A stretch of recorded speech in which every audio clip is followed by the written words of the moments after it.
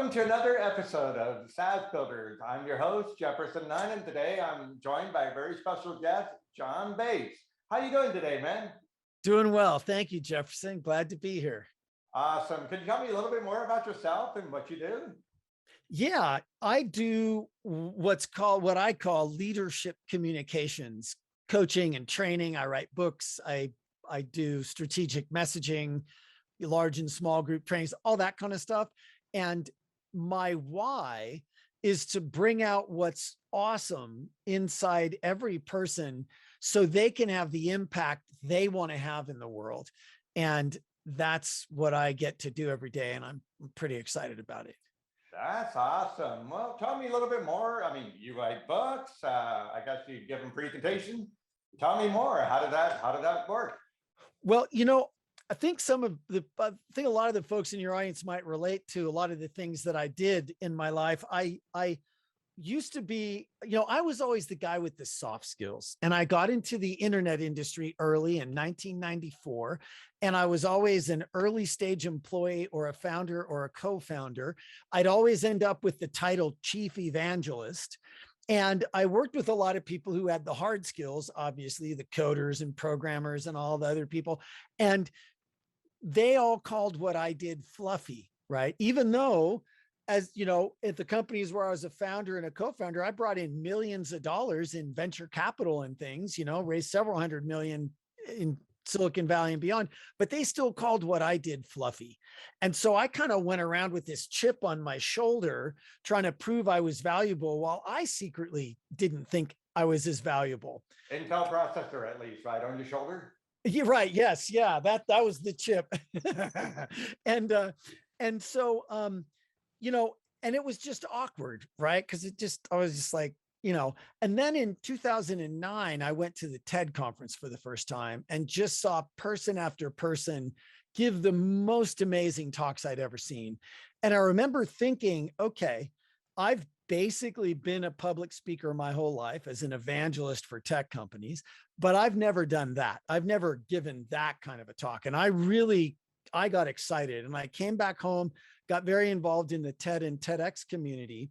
And at one of the very early TEDx events, my friends were running it. It's an all volunteer event. I was volunteering and helping them. And we had this guy who had all the hard skills in the world. And he had the most interesting topic of the day. And he was the guy that I wanted to see the most out of the whole event. And when he got up on stage and started to speak, he was so nervous and awkward that everybody in the room checked out because we all thought we were going to throw up because he was so nervous.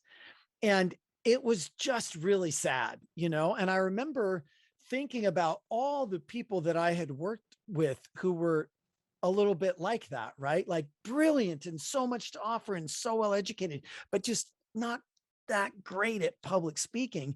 And so first I was really sad.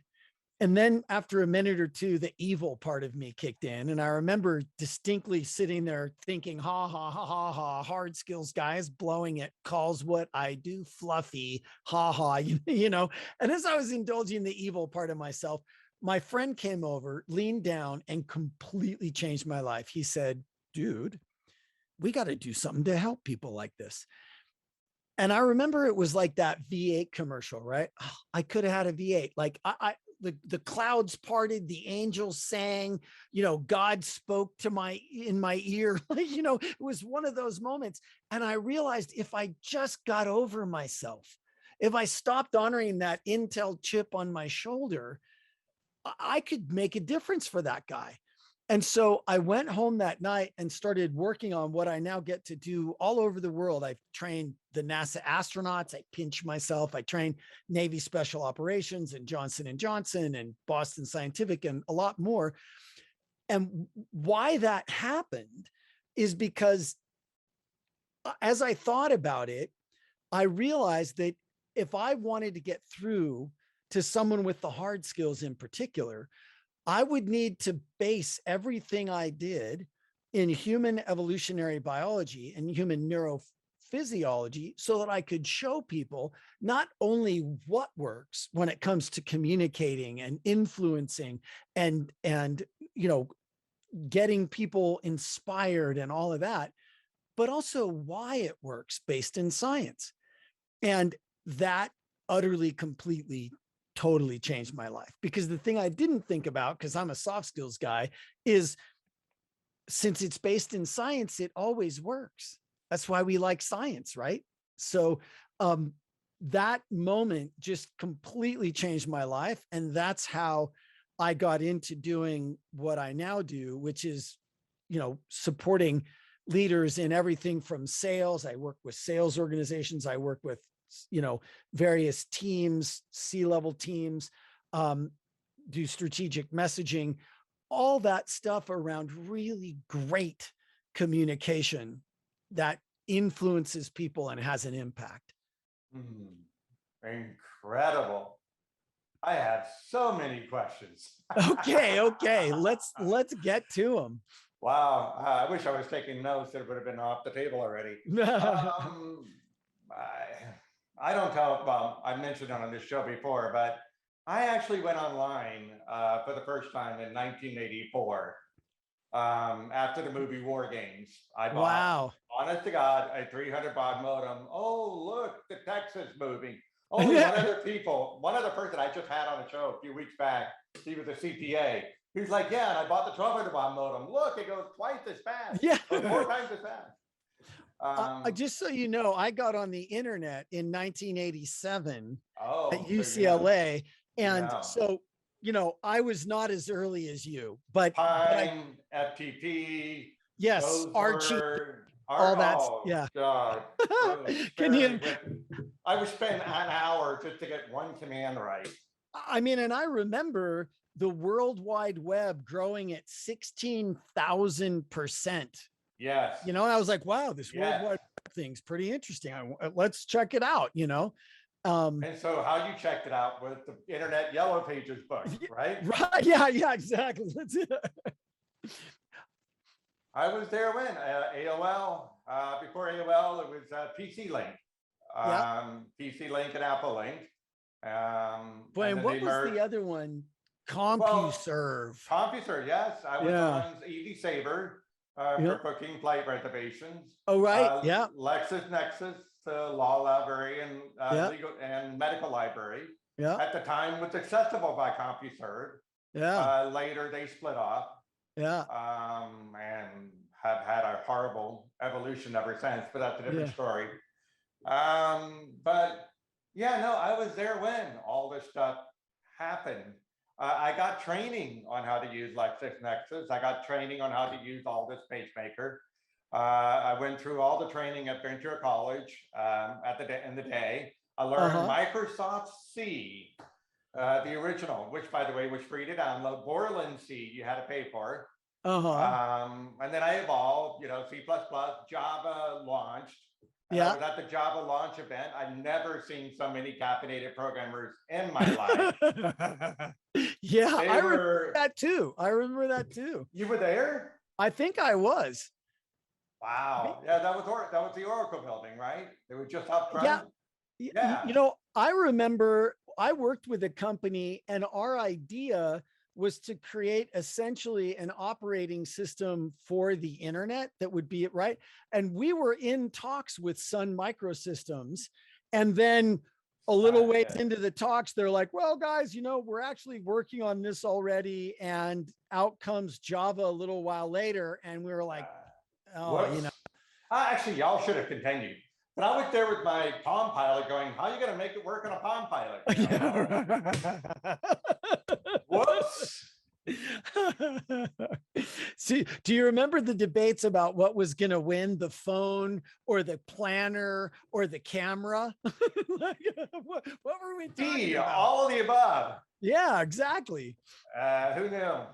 I remember looking at the iPod going, this is stupid. That's so funny.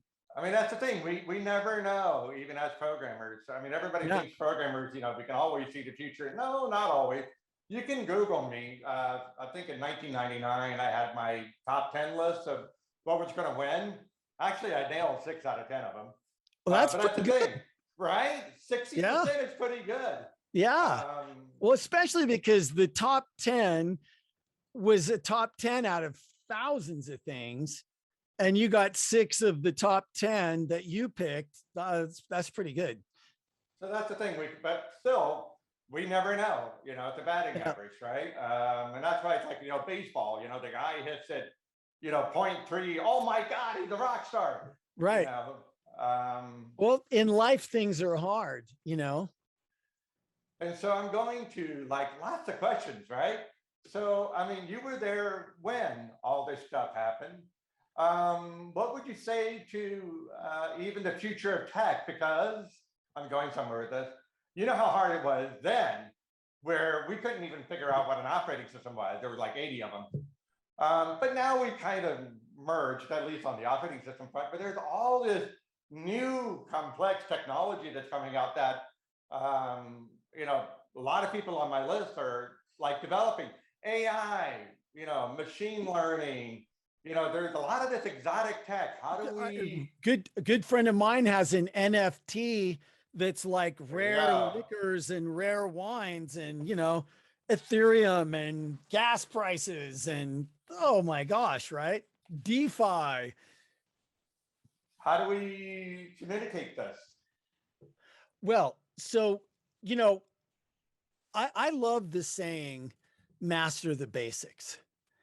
Because once you master the basics, it's not like somebody comes running out of a tower on a hill and comes down and tells you all the real secrets.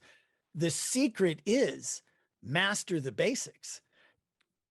So for communication, there are some core basics that I think are good to master and keep in mind and think about, and they will serve you well.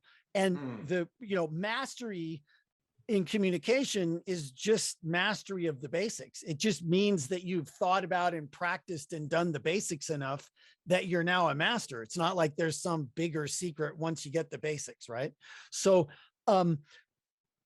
one of the things is just, the fundamental power of story. And I think that a lot of people I work with, because I work with a lot of hard skills programmer types, people, all just people who make their living with logic, let's say. And when a lot of those people hear storytelling, they're like, oh, poo poo, right?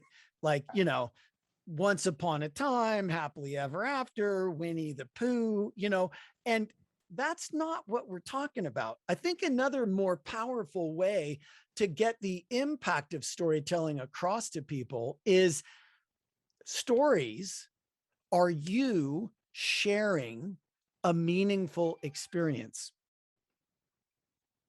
Okay, that I could do, right?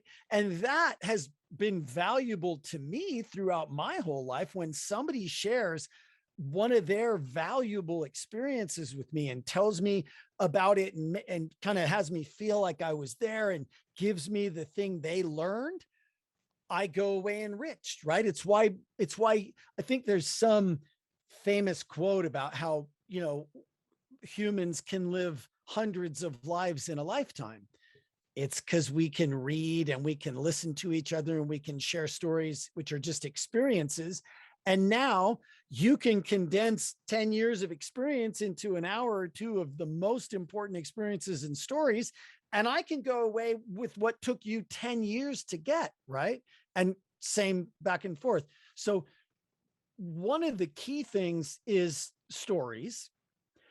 And just being willing to tell stories and bring your past experience. And now right along with that comes the fact that in communication with human beings, what besides storytelling, which is your most valuable tool, the other really important tools, and again, tools that people who make their living with logic sometimes reject, are similes, metaphors, analogies.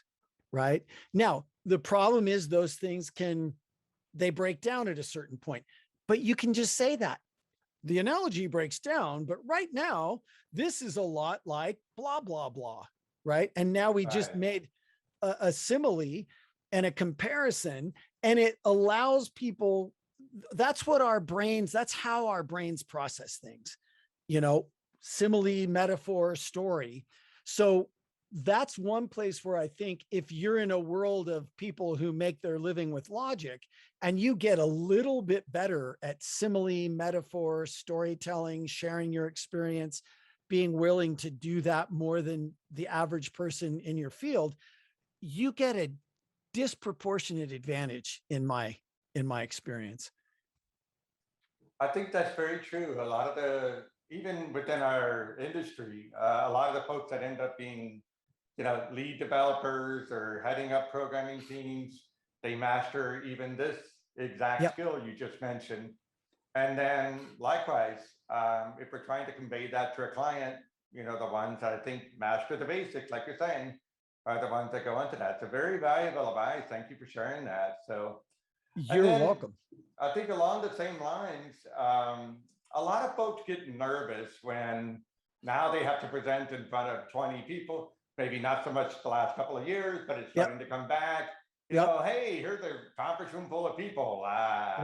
Or here's 100 people on Zoom and Even you can't there. even see most of them and you don't know if they like what you're saying. You can't tell, right? So it's nerve-wracking.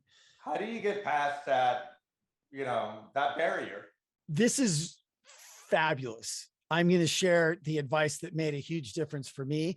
It's also made a huge difference for many, many of my clients, many of whom were turning down speaking engagements before they worked with me. And a number of them are now speaking all over the world because they got over this, right? And making the difference that they want to make in the world. So here's how I would break that whole little nugget out. First, I would point out that there is a reason that we are scared of public speaking. Look what happened to Jesus and Joan of Arc and Martin Luther King and John F. Kennedy and Socrates, right? Like the list goes on. Get noticed, right? Get noticed by the group and you're done, right? So it makes sense that we would be scared of public speaking. If you're not scared of public speaking at all, there's a word for that, sociopath. Right? So it makes sense that you're scared, and don't beat yourself up for getting some butterflies before you get up on stage in front of 100 human beings. They're dangerous, right? So the first point is, if it's not worth it to you, don't do it. Because if it doesn't matter, why would you take the risk, right? But this is your business. This is an opportunity to tell everybody about something that matters to you, whatever it is, that opportunity. It's something that means more to you than your fear. Otherwise, don't do it. But if it means more to you than your fear, then the word for that is courage. And that's truly inspiring. So it's not about fearless. Fearless just gets you killed. You don't want a fearless foxhole buddy. He'll get you killed. You want a courageous foxhole buddy. That's what inspires people. So when you find something that matters enough to you, which I think everybody listening knows what that is for them, then it's a matter of courage to step into speaking about it. So first of all, acknowledge yourself. It takes courage to do that. And then here's some of the best advice, I think, for public speaking, but I also think for leadership and life and just in general. This is some of the best advice I have ever gotten. And the interesting thing to me is that within the space of a few months, I got this same advice from two very different sources. One is Snoop Doggy Dogg.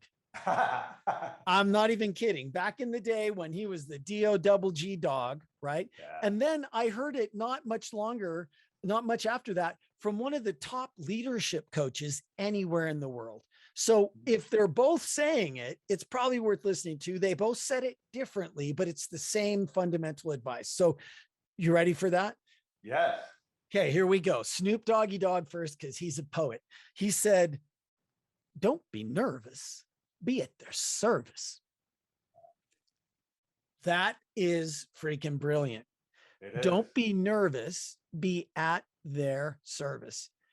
And the funny thing is, by the way, sales, that word comes from a Scandinavian root that means to serve. Yes. So even when you're in sales, if you're doing it right, you're serving people. You're not trying to make them do something they don't want. Think about the last time you bought something you were excited to buy. That didn't feel like a sale. It felt like they were serving you, right? So whether it's sales, whether it's public speaking, whether it's leadership, whether it's a whole bunch of people or just a few, don't be nervous. Be at their service. Now, the leadership coach said it a little differently. She said, John, if you get up on stage and you've got your attention on yourself, then you have your attention on a minor ball of petty concerns that's of no real interest to anyone but you. Ouch. But it's true. She said, if, however, you get up on stage and you have your attention on your audience and the difference you're going to make for them and the difference they're going to make for the people in their lives because of it, now you've got your attention on something worth thinking about. Don't be Yes. nervous, be at their service, right? Excellent. So that is, in my opinion, the way through that door. You know, it takes courage and it takes a focus on your audience and what you're up to. And the interesting thing, because I talk a lot about the neurobiology of these things, we have mirror neurons, and mirror neurons have us feel like the people around us. Like when we see someone feeling happy, we feel happy. Now we're like, why are you so happy? You know, and we're happy. If they're sad, oh, I'm sorry, what's wrong? You know, we feel that. So if someone walks out on stage and they're nervous and they're focused on themselves, the audience immediately starts to feel nervous and turn inward and focus on themselves. That's a horrible audience. But if someone walks out on stage, even if they're nervous, we call that excited. Once you're not focused on yourself and you're focused on the audience, it's not nervous anymore, it's excited. If someone walks out and they're excited, may still be sweating, may still have a quiver in their voice, but if they're excited and focused on the audience, oh, now the audience gets excited and focuses on them. That's a way better audience. Brilliant. Thank you so much for sharing that advice. And if people want to find out more about your books and even to talk with you, how can they reach you? You know, the best place to go is executivespeakingsuccess.com. executivespeakingsuccess.com. And if you go there, on the top nav bar, there's a resources link, and you'll get a drop down and it says sign up for the newsletter, but really it's not a newsletter. It's a weekly mini training that's about 2 minutes long. And I send that out on Sunday morning. And it's just a great way to keep your head a little bit in the game of this side of the game, right? The communications side of the game. So if people want that, it's free. And I go out of my way to make it really valuable. And then from there, they can reach out to me. They can find me on social media, you know, things like that. On LinkedIn, I'm linkedin.com/in/John Bates. Awesome. And 2 minutes a week, I think, is such a minor investment to, like you say, keep your head in the game. I think that's brilliant. It's a great public service. And on top of that, I think you have a lot of great skills that people will find valuable. So definitely. Thank you, Jefferson. Thank you so much for being on the show. You're very, very welcome.